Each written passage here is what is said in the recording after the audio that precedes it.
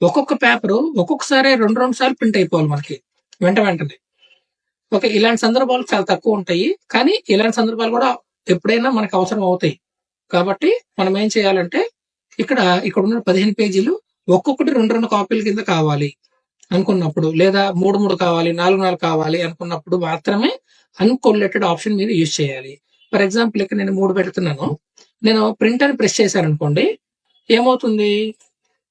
ఇక్కడ ఒక copy 3 times, second copy 3 times, third copy 3 times, ఇలా first copy, second copy, third copy, ఇలా ప్రతి ఒక్కటి 15 పేజెస్ వరకు కూడా 3 వస్తా ఉంటాయి.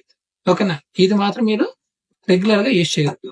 మీరు రెగ్యులర్ గా యూజ్ చేసేది వచ్చేసరికి కొల్లేటెడ్ కి అన్‌కొల్లేటెడ్ కి డిఫరెన్స్ ఏంటంటే, ఇది కంటిన్యూషన్ వస్తుంది. ఇది మనకి అన్‌కొల్లేటెడ్ అనేది మనకి ఇక్కడ ఎన్ని నెంబర్లు అయితే పెట్టామో ఆ నెంబర్ మాత్రమే మనకి ప్రింట్ వస్తుంది. ఓకే. నచ్చితే లైక్ చేయండి, షేర్ చేయండి, కామెంట్ చేయండి. Thank you.